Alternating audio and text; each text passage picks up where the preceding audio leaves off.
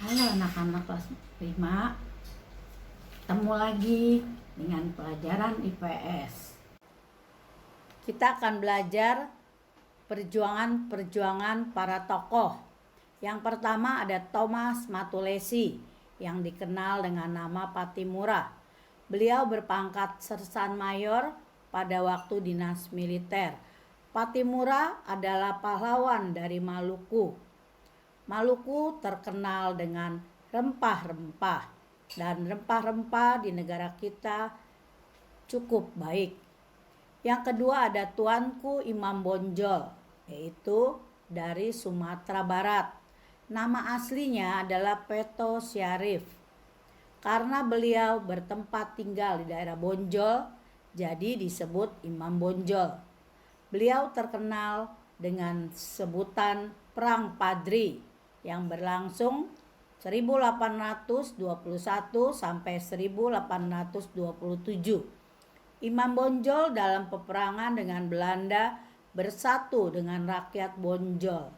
Akhirnya Belanda yang dipimpin Van den Bosch digiring mundur dan Bonjol dapat direbut kembali.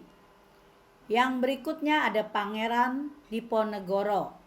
Beliau dilahirkan di Yogyakarta. Waktu kecil beliau bernama Raden Mas Ontowiryo. Perlawanan Pangeran Diponegoro dari tahun 1825 sampai 1830. Dan kita akan ketemu lagi pada pelajaran ini di kelas 6 atau SMP. Dalam peperangannya dengan Belanda, akhirnya Diponegoro ditangkap dan dibuang ke Batavia yang sekarang Jakarta, dan akhirnya diasingkan ke Manado, Sulawesi Utara. Berikutnya ada Pangeran Antasari. Beliau memimpin di daerah Banjar, Kalimantan Selatan. Pangeran Antasari dalam peperangan dengan Belanda dibantu oleh Pangeran Hidayat. Dalam peperangan itu, akhirnya Pangeran Antasari wafat dan terserang penyakit cacar. Berikutnya ada I Gusti Ketut Jelantik dari Bali. Nah, di Bali ada beberapa kerajaan-kerajaan, antara lain Kerajaan Buleleng, Kerajaan Karangasem, Kerajaan Badung, dan Kerajaan Gianyar. Dalam wilayah kerajaan berlaku yang namanya hukum tawan karang. Maksudnya apa ya anak-anak? Kerajaan-kerajaan di Bali memiliki hak untuk merampas muatan-muatan kapal yang terdampar di wilayah pantai. Pasukan Belanda disambut oleh Patih I Gusti Ketut Jelantik yang memimpin pasukan di Bali. Rakyat Bali di bawah pimpinan beliau mengadakan perlawanan habis-habisan yang dikenal dengan sebutan Perang Puputan. Berikutnya ada Sisingamangaraja 12.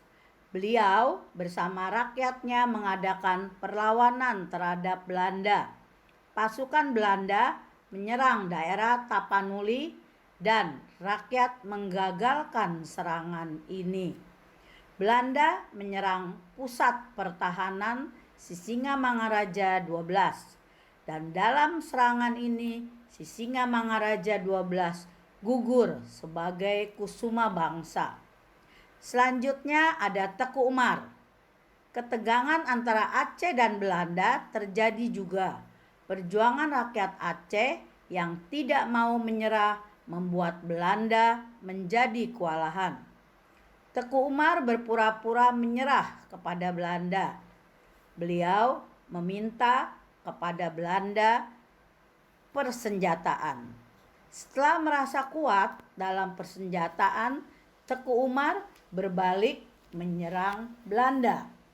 Teku Umar dalam peperangan itu gugur di Meulabo dan perjuangannya dilanjutkan oleh istrinya yang bernama Cut Nyak Din.